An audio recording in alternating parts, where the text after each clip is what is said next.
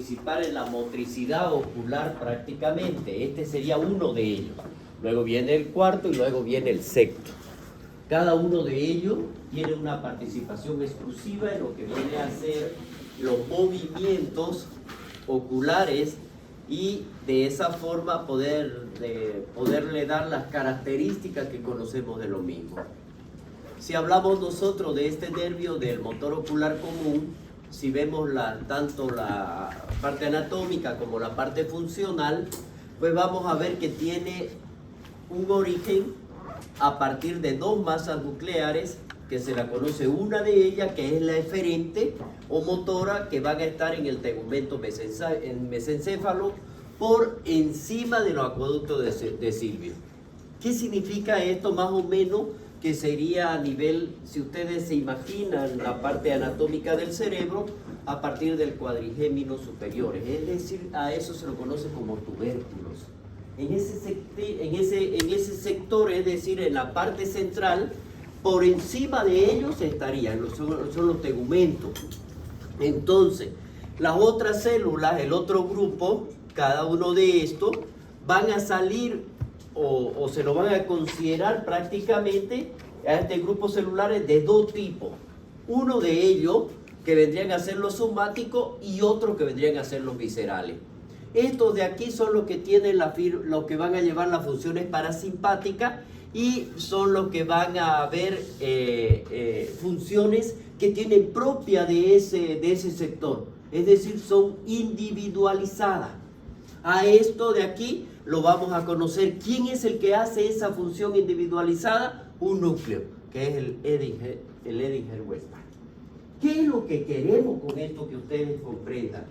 Que las lesiones cerca de ahí me pueden dar función específica de este nervio. Entonces, aquí ya si nosotros hablamos de los reflejos de los arcos fotomotores, que ya lo hemos visto, los consensuales, los de acomodación, pues estarían participando. Eso es una función de ellos específicamente. Las fibras eferentes van a seguir hacia adelante, emergen por una superficie anterior del mesencéfalo en el lado interno del pedúnculo cerebral y constituye a cada lado de esto el nervio motor ocular común. Es decir, salen, se van a converger y luego vienen y forman en cada uno de ellos el nervio. Esa es la función. Y ahora vamos a ver nosotros dentro de esto, de la parte anatómica, la representación específica, hacia qué músculos van a ir ellos. Si nosotros vemos aquí, por ejemplo, en el elevador del párpado, en el recto superior, en el recto interno, recto inferior y en el oblicuo mayor, a esto le da la función específica de cada uno, es decir, es el que va a mover los ojos hacia arriba, hacia abajo, al globo ocular, hacia un lado, hacia el otro, e inclusive permite que se cierren los párpados. Esa es la función, ¿ya? Entonces, si ustedes ven esto, si vemos las consideraciones anatómicas como estamos viéndola, una vez que se alcanza esta cavidad orbitaria, cada uno de estos nervios lo vamos a dividir en dos ramas. Una de ellas, que vendría a ser la superior, inerva al músculo recto superior, y el otro al elevador del párpado superior. Entonces, y la otra rama, que vendría a ser la inferior, viene al músculo recto interno y al recto inferior y oblicuo menor. Por lo tanto, cada uno de ellos, el párpado abre o cierra. Y vemos al mismo tiempo el recto anterior y el recto interno, hacia dónde lo va a dirigir, hacia la parte interna. Entonces miro hacia adentro, miro hacia afuera, eso es lo que hace. ¿Ya? Miren ustedes la función que tiene específica cada uno de estos. Por lo tanto, el nervio motor ocular común inerva todos los músculos de la órbita, excepto el recto externo y el oblicuo superior. ¿Quién lo va a inervar? Vamos a ver. Además de las fibras preganglionares, que son las parasimpáticas, que es donde se originan el núcleo de Edinger-Westphal, se distribuyen en este parc o llegan dentro de ello. ¿Para qué? Para venir a unirse. ¿En dónde se van a unir? En un ganglio, se lo conoce con el nombre de ciliar. Y de cada lado de ello, y vienen a formar, como este es preganglionar, entonces una vez que se reunieron, de aquí salen las fibras postganglionares. ¿Y a dónde llegan? vienen, emergen de ellos e inervan el constrictor de la pupila. Para esto. Miren ustedes, y al músculo ciliar, para que haya miosis y para que haya midriasis. Ojo, miren ustedes, cada uno de estos, las características de este nervio. Entonces, ¿cuál sería? Elevar el párpado superior, girar el globo ocular hacia arriba, hacia abajo y adentro, y contrae la pupila y acomoda el ojo. O sea, participa en los reflejos. Entonces, la técnica de exploración, aquí nosotros vamos a ver para hacer el análisis, prácticamente es de los 3 pares craneales, de los que les nombré. El tercero, el cuarto y el sexto. Entonces, la motilidad intrínseca del ojo, la apertura palpebral es el tercer par, los movimientos oculares.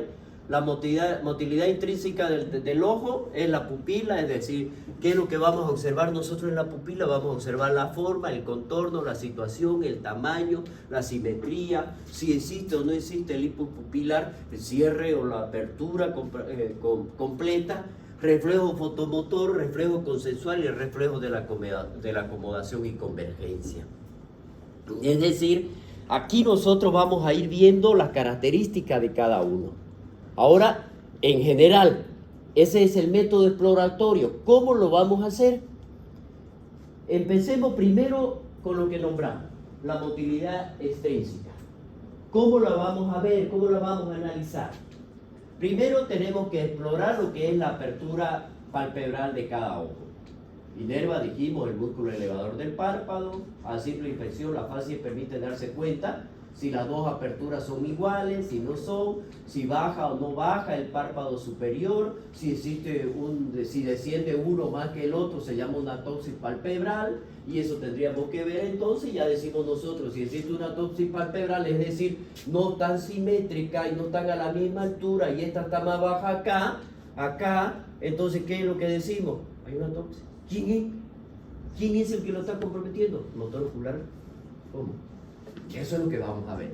Igualmente, si un ojo está cerrado porque no hay elevación del párpado superior de este lado, ya indica la parálisis del músculo. Es una lesión del nervio. Entonces aquí nosotros tenemos que ver que el párpado superior no cubre la pupila cuando se abre, pero puede cubrir la porción superior del iris. Entonces los párpados deben abrirse y cerrarse completamente, sin caída ni retraso de ello.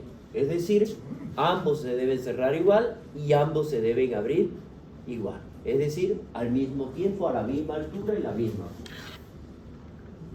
Vamos a ver los movimientos oculares. Después que hemos observado esto, vamos a ver la mirada conjugada. ¿Cuál es? Si existe o no existe desviación hacia arriba, hacia abajo. Si se mantiene la posición central. Vamos a fijar la cabeza del paciente con una mano y vamos a instruir a que siga con la vista un dedo. Es decir, le vamos a hacer esto. Fije mi dedo y pedimos al paciente, siga usted para donde yo vaya con mi dedo. Entonces ahí, oblicua, arriba, abajo, laterales, externo, lateral, interno. ¿Qué estoy mirando? El movimiento. ¿No es verdad? Eso es lo que hacemos. Entonces aquí vamos a hacer, luego de las 6 direcciones, terminaremos la exploración, los movimientos de dirección circular, es decir, sigue. Y eso también, ojo, cuando hagamos esta maniobra, puede que hiperestimulemos y haya un instante. Movimientos oculares. Y eso no es normal. Bueno, en algunos sí, digamos, no, pero no dura mucho tiempo. En otros, ya si dura más tiempo, ya es anormal. Aquí.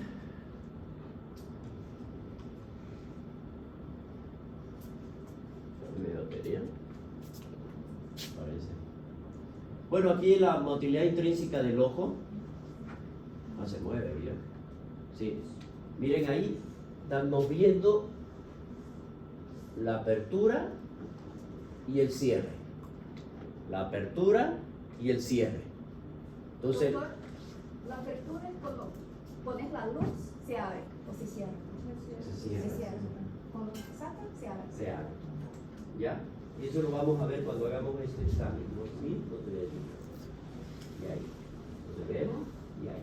Siempre que vayan ustedes a examinar la pupila o vayan a examinar el ojo, no vayan a empezar, hagan de cuenta de que este es el globo ocular.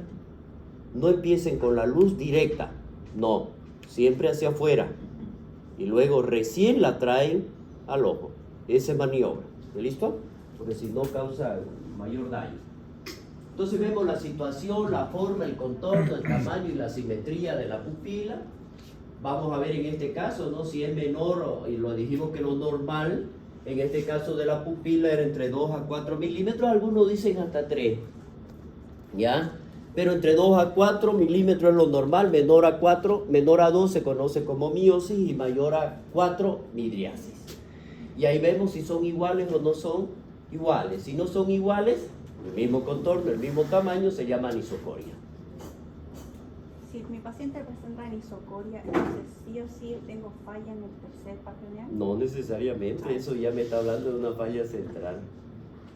Y ahí cuando hay anisocoria en un paciente con un traumatismo cráneoencefálico, si hay anisocoria me dice que mi falla no es simplemente, peor, mi trauma no es simplemente superficial, sino que es más bien central. Bueno, ya van a verlo, ¿listo? Eso es lo que ocurre. Pero ya me está hablando de que sí hay una alteración. ¿Ya? Ya yo le dije, por eso se la di la anatomía al inicio. No se olviden que todo lo que estamos hablando está en el centro. ¿Ya? Todo lo que estamos hablando está en el centro. Entonces, cualquier lesión que pueda ocurrir cerca de ello, me van a dar las manifestaciones que estamos hablando. ¿Ya? Entonces, bueno, eso es lo demás. Las pupilas son simétricas, el hipopupilar es la serie de contracciones rítmicas que experimenta la pupila. Vamos a explorar el reflejo fotomotor, ya con la luz intensa, miren, hacia un lado, hacia el otro lado, contrae la pupila y la oscuridad la dilata. Si dirigimos el haz luminoso de intensidad sobre ella, la pupila se contrae. Esto es el reflejo fotomotor de la pupila. Todo esto que estamos haciendo ahora, ¿ya? Si nosotros vemos, cerramos la habitación, apagamos las luces, o situamos al sujeto de espalda a la fuente de luz directa, y aquí obtenemos la máxima dilatación pupilar. ¿Por qué? Porque está tratando de buscar luz, ¿no es verdad? Vamos a ver que miro el objeto distante, que se cubre un ojo mientras usted incide un haz de luz sobre el lado hacia la pupila del ojo descubierto. Vamos a ver aquí que la pupila se contrae, ¿no es verdad? Y repetimos la prueba con el otro ojo, simplemente para identificar qué es lo que está sucediendo acá. El reflejo consensual, aquí lo que hacemos nosotros es que una vez que ya hemos explorado el reflejo fotomotor, aquí mismo podemos verlo inclusive, ¿no? Al realizar este examen, un solo examen, ya podemos nosotros observar lo demás. Vamos a ir el rayo de luz sobre el ojo, vamos a observar que normalmente la pupila, al igual que el otro, se debe contraer al mismo tiempo. Cuando retiramos la luz, dicha pupila se dilata. A esto nosotros lo que hacemos aquí se repite acá, es decir, lo que hacemos aquí se repite acá, es exactamente el mismo. A eso se llama reflejo consensual. Iniciamos y se incidimos lateralmente la luz, así como se ve en el ejemplo aquí, ya sobre un ojo. Aquí vamos a ver que podemos observar ambas pupilas, dígame. Sí. Claro. Salgan nomás, levanten la mano, no me paren. Sigan, agarren, fuera. Entonces miren ustedes aquí. Si nosotros hacemos esto, estamos incidiendo la luz lateral. ¿Sí? Entonces, si hacemos esto, me va a permitir observar lo que está pasando aquí, al mismo tiempo me permite observar el otro. Tiene que suceder exactamente lo mismo. Eso es lo que le dice. Del ojo que no recibe directamente la luz es la respuesta consensual. Que me está pasando aquí, ¿no es verdad? Y no me lo pasa acá directo, pero pasa aquí, no se olviden que todo se comunica. Es eso lo que sucede. El reflejo de la acomodación y de la convergencia, también aquí vamos a hacer que nuestro paciente observe un objeto que va a estar a distancia, por decirle, mira allá la pared. Dice a unos 30 centímetros, yo lo voy a mirar lejos. Mírele, 30 centímetros si quieren ustedes, a esta distancia. Así, 30, mira acá. 30 centímetros, ahí más o menos. Y luego, ¿qué hacemos con él? Si le decimos que mira 30, eso el paciente lo está mirando a esa distancia. Entonces, ¿qué es lo que va a pasar? Miren ustedes, yo voy a acercar, está aquí a 30 y luego lo acerca. Háganlo con su compañero de al lado. Hagan esta maniobra, 30 centímetros y luego lo acerca. Miren lo que va a pasar con los ojos. ¿Ya? No, no así, no así, así. ¿Ya? Entonces, aquí vamos a ver.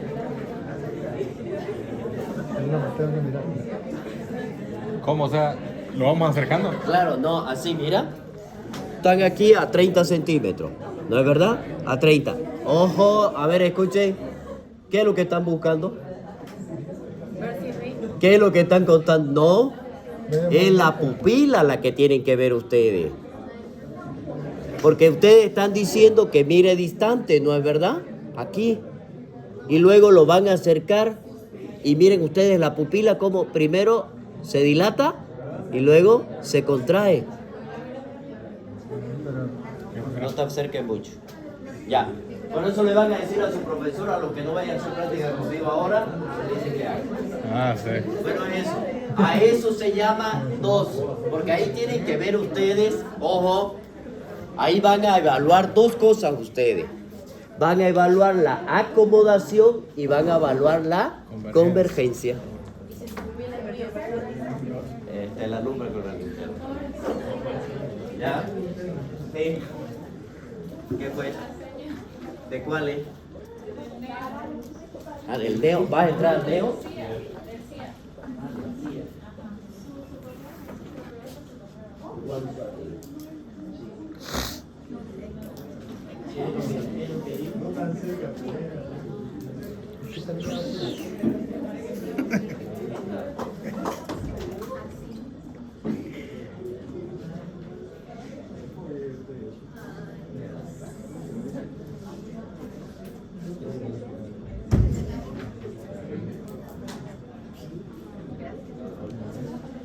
A ver, Lucas.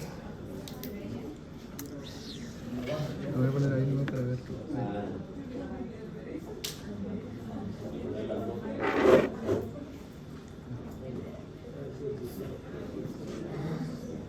No veo cómo hacer la pupila. Bueno, ya. ¿Cómo yo puedo ver? Es eso, ¿listo? A lo mejor. Ahora veamos. ¿Qué lesiones podemos tener a este nivel? Aquí lo principal son las lesiones isquémicas. Esto sucede principalmente en nuestros pacientes diabéticos, pero aquí la pupila es la que respeta. Entonces, esto de aquí, por ejemplo, cuando nosotros estamos observando en ello, no se olviden que la pupila es la que se va dilatando, ¿verdad? Así. Entonces, ¿qué es lo que le va a permitir ver al fondo? ¿Qué dijimos en el examen de ayer de fondo de ojo? ¿Qué voy a ver? Ya no, ¿qué voy a ver? Las arterias y los vasos sanguíneos todos. Y ahí dijimos nosotros que pueden haber lesiones, ¿no es verdad? Dentro. Por lo tanto, ¿la pupila está afectada? No. Eso es lo que me dicen. Pueden ser afectados por isquemia. Entonces, principalmente se ve en los pacientes diabéticos. Esto es lo que hacemos. Entonces, cuando hacemos esto, me permite tener un pronóstico y nosotros podríamos de aquí tratarlo, esa alteración, y ver una recuperación de la función.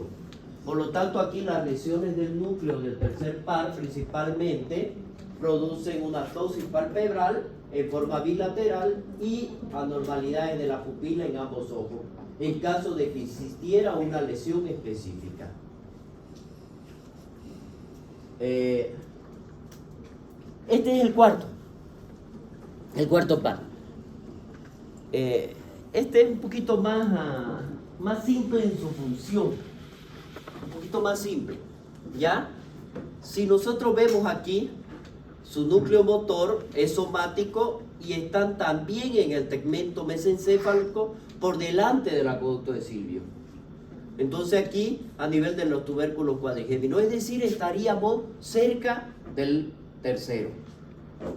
Las fibras que emergen de cada uno de estos núcleos se van hacia dorsal, primero dorsal y luego medial, ¿ya? Para luego llegar y entrecruzarse en los núcleos del lado opuesto y constituir a cada lado el nervio troclear. Estamos hablando del cuarto par. Entonces, que cada uno de estos, su origen aparente estaría entonces en la superficie dorsal del tronco encefálico, junto a una línea media por debajo de la lámina cuadrigémina. Este par vendría a ser el único par craneal cruzado y de emergencia dorsal. Hace esto, dorsal por encima y medial, y sale así. Imagínense el acueducto de Silvio. No sé si estoy hablando, por ahí no saben anatomía. ¿Saben, no es verdad? Entonces acuérdense dónde está el acueducto de Silvio. Por ahí es donde está saliendo, por ahí es donde está emergiendo para llegar y entrecruzarse dorsalmente. Pues yo digo, la medicina es tan imaginativa, pero basado en hechos científicos demostrados, que hacen que nosotros hagamos un mapa conceptual en nuestra cabezota. ¿Para qué? Para que nosotros sepamos más o menos dónde está la lesión o la patología clínicamente, sin necesidad de que nosotros contemos con los exámenes complementarios. Bueno, eso es medicina interna, para eso voy a estudiarlo, ¿eh? Entonces, ustedes se tienen que imaginar. No se olviden que el diagnóstico de cualquier patología, el 95% es clínico. Es clínico. En unos más, en otros menos. Le dan un parámetro más o menos 5. Entonces, miren ustedes aquí, ustedes se van a imaginar todo. ¿Qué es lo que va a pasar aquí? Una vez que salió de esto, que emergieron de ellos, se entrecruzaron y van a formar el núcleo, el nervio troclear. Aquí vamos a ver que dijimos que estaría a nivel del tronco encefálico, dorsal, la parte dorsal, su origen aparente, y este par, como vendría a ser el único que se cruza, entonces, ¿a qué nervio a qué músculo es el que va a inervar? Al oblicuo superior, del mismo lado al cual le corresponde, es decir, a lo que estarían opuesto a su lado, a su núcleo de nacimiento. Nació en el lado derecho, entonces viene e inerva el lado izquierdo. Medio complejo, ¿no? Salgo de aquí porque no hay. Esas son la anatomía. Bueno, esto es lo que nos va a representar. Es igual, como les dije yo, este es un grupo de los 3 nervios que participan en las actividades motoras. Entonces, las funciones que va a seguir este nervio como motor hace una intorsión, es decir, gira hacia adentro en su eje vertical. Estoy aquí, ahí, miro acá y ahí, hacia adentro. Esa es la intorsión, a ese término, ¿ya? La depresión es simplemente hacia abajo, miro hacia abajo. Es un movimiento. ¿Cómo lo voy a examinar a este nervio? Se hace igual que los otros, con el músculo extrínseco del ojo, en la forma indicada, como lo hicimos con el tercer par. Lo mismo va a suceder con el sexto. Por eso le dije, vamos a ir cumpliendo las funciones. ¿Qué lesiones va a tener en este? El cuarto par es rara y generalmente es postraumática.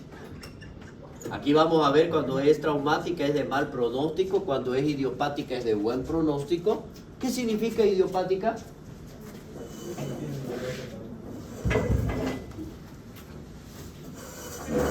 ¿Qué significa idiopática? Que no hay, ¿no? Dice que las causas idiopáticas son las más fáciles de dar diagnóstico. No sé de dónde investiguenla. Bueno, entonces aquí vamos a ver nosotros, esta es de buen pronóstico, pero la traumática. Si yo tengo, ojo, lesión en estos movimientos en un paciente postraumático, el pronóstico es malo. ¿Ya? Pero si es por una causa idiopática no traumática, bueno, es bueno. Produce una diplopía vertical cruzada que disminuye al inclinar la cabeza hacia el lado afectado. Es la maniobra de Melchor. ¿Qué hacen? Por ejemplo, aquí si nosotros tenemos que la lesión está en el lado derecho, nosotros vamos a decirle que el paciente incline, dice, ya, la cabeza hacia ese mismo lado. Y vamos a ver, no ve que la lesión está hacia abajo, no puede ver hacia abajo, ¿no ve? Está así el paciente. Entonces hay una lesión, el paciente va a quedar así. Entonces le vamos a decir que incline la cabeza hacia ese lado. Entonces, por la misma gravedad, hace esto, el ojo eleva. Si yo lo estoy haciendo así. Entonces mi paciente va a poder identificar y va a poder fijar. Eso es, no se olviden que tenemos que converger. Entonces, esa es la maniobra de Westowski. Veamos nosotros a ver específicamente qué es lo que me va a pasar cuando existiera una parálisis de este cuarto par. Ahí el ojo está desviado hacia adentro y arriba, que es lo que nosotros estamos viendo y que se le conoce como el signo de Newton. ¿Qué es lo que pasó aquí? Se quedó así. Entonces hay parálisis. Bajamos y hace esto. Entonces, ¿qué estoy haciendo? Estoy nivelando. Bueno, son maniobras que los dedos lo hacen. El sexto par, este es el último que participa en esta actividad motora ocular. También se lo conoce con el nervio de Abducens o Abducens, si quiere llamarlo así, porque también es conocido de esa forma. ¿Qué es lo que va a ocurrir aquí? Es lo mismo, ya el origen de esto viene a ser a nivel de la protuberancia o puente, cada lado inmediatamente por debajo del suelo del cuarto ventrículo. Una vez que las fibras van a llegar y atraviesan la protuberancia, llegan a la parte, el otro era dorsal, ¿no es verdad? Este es ventral, es decir, por debajo. Hacen emergencia a los lados de los surcos bulboprotuberanciales por encima de las pirámides anteriores de la médula oblonga. Una vez que ha recorrido aquí, hace un trayecto junto con la base del cráneo, ya, y se introduce en el interior del seno cavernoso. Estamos hablando acá ya, de cada lado. Y va a atravesar la hendidura efenoidal por dentro, el efenoide por dentro, ya, y alcanzan la órbita, es decir, el ojo. Hicieron esto, llegaron, llegó aquí, inervando el recto externo del ojo. Veamos qué es lo que va a pasar aquí. Este músculo recto lateral hace que gire el globo ocular lateralmente, que nos va a permitir ver lateralmente. Este nervio, como se origina en el núcleo que está ubicado en el tercio inferior del puente, sale por el surco, dijimos, bulboprotuberancial y se dirige al peñasco. Aquí penetra a la dura madre. Aquí, una vez que llegó aquí, dijimos que llega al seno cavernoso, ¿no es verdad? Existe la fisura efenoidal de la parte superior de la órbita, lo atraviesa y por donde lo atraviesa se conoce con el anillo de zinc, que es muy importante y de referencia para los neuros. Y este hace que de aquí se ramifique hacia los músculos, tanto lateral o también se lo conoce con el nombre de músculo lateral externo. Si nosotros vemos y analizamos, esto es el esquema que le dije yo anterior, ¿cómo nosotros podríamos realizar el examen? Dijimos, abducción o aducción es hacia adentro, pero ¿cómo lo hace? ¿Qué movimiento es el que hace del globo ocular? Si nosotros vemos, miren ustedes aquí de cada uno de ellos, qué es lo que está haciendo la combinación de la acción. Si vemos nosotros el movimiento del lado derecho con el lado izquierdo, vamos a analizar con cada uno de los exámenes que hemos visto. Dice que para el motor ocular externo va a ser exactamente lo mismo para los tres. Lo que aprendimos a hacer con el motor ocular externo también lo vamos a hacer para los otros dos.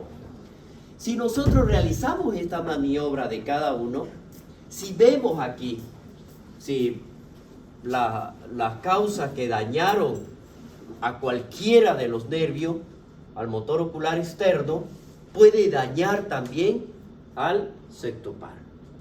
Puede dañarlo. Por lo tanto, ¿por qué?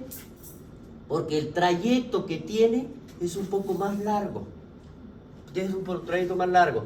Y por lo tanto aquí podemos ver nosotros que cuando existe un aumento de la presión intracraneana, que me va a provocar la compresión de se puede dañar. Entonces las alteraciones casi son semejantes a la del cuarto par. La lesión es hacia afuera, no se olviden que es lateral externa, entonces hacia afuera. Si está lesionado, se me va a venir hacia el lado izquierdo. Entonces dice que también para que nosotros podamos examinarlo y mejorar al paciente, uno lo pone del lado de la lesión y el ojo por gravedad cae, entonces nivela. Bueno, son maniobras que hay que hacerlas, hay que verlas. La anterior práctica, lo que hicieron práctica con el doctor Yair, ¿dónde fueron? ¿A neuro? ¿Ah? Se quedaron en neuro, ¿no? Ya, vamos a verlo ahora. Entonces, ¿qué es lo que va a ocurrir? Ustedes miren aquí. Hay una contracción lenta, que la vamos a conocer esa contracción lenta como bradicordia, o bradicoria, ¿ya? Se observa aquí una ambliopía tóxica, eso está en los pacientes diabéticos, alcohólicos, hay lesiones oculares como la corioretinitis, hemorragias maculares. Está ausente si se observa en atrofia del nervio óptico o en la parálisis total del tercer par. Se asocia pérdida al reflejo de acomodación. Hay un signo que es característico, que es el de Argyll-Robertson en este estado pupilar, que lo que existe es una miosis con abolición del reflejo fotomotor, es decir, se queda cerrado. Aunque yo le ponga o le aplique la luz, se queda cerrado a pupila. Esa es la miosis constante, ¿ya? Persistente del reflejo de acomodación también. Hay persistencia de ese mismo. El sitio de lesión es la región pretectal en el mesencéfalo. También, otra causa, son los pacientes sifilíticos. Entonces puede ser dentro de ello. Si nosotros seguimos analizando así, si hay una abolición del reflejo fotomotor en ambos ojos, a este fenómeno que lo conocemos como Marcus Gunn, el ojo afectado solo en procesos unilaterales. Aquí, ¿qué es lo que pasa? La pupila se dilata con la iluminación. ¿Y qué debería haber? No, si yo lo ilumino, pues ¿qué debería haber? Miosis.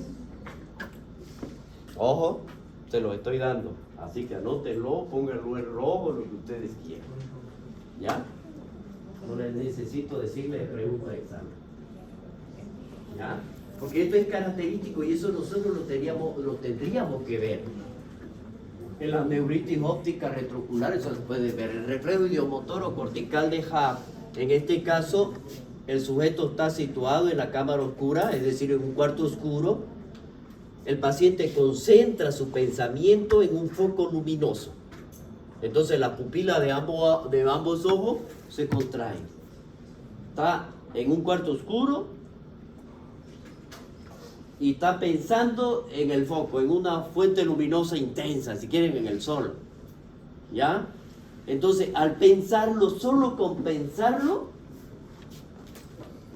si está en el cuarto oscuro, ¿cómo debería estar la pupila? ¿Ah? Dilatada. Y cuando piensa en ello, se contrae. El reflejo de Thorne, ¿qué es lo que hace aquí? Se mira hacia un lado, la pupila del lado al que se dirige la vista se dilata. Decimos, mira acá, esta pupila, porque está mirando acá, se dilata. La de acá, porque está buscando el reflejo. El reflejo cilioespinal, cuando se pellizca fuertemente la piel del cuello, se produce la dilatación de la pupila del mismo lado. A ver, háganlo ustedes, mentira. ¿Ya? No, eso se hace en los pacientes en los cuales se está pensando en un daño de este grupo nervioso. En la parálisis, bueno, ya hablamos, ¿no? El sexto par, se hace mirar hacia afuera al paciente y vamos a ver qué es lo que sucede. Quinto par. Falta la mitad, ¿no? Pero quinto par, ¿cuántas diapositivas son? Tenemos 10 minutos. No, ¿cuántas diapositivas? El quinto par es el más largo. ¿Cuántas son? A las 2:50. Bueno, ¿a qué hora es su clase? A las 3, ¿no? ¿Verdad? Ya. Tenemos 10 minutos. ¿A dónde van a ir? ¿A qué hora ahí? Es que doctor, es como el doctor puede empezar 10 minutos antes de explicar. Me preocupa mucho ese señor. ¿Cómo no fue a la misma hora para que me espere? Ya, vaya. Te voy a decir que me espere atrás. No.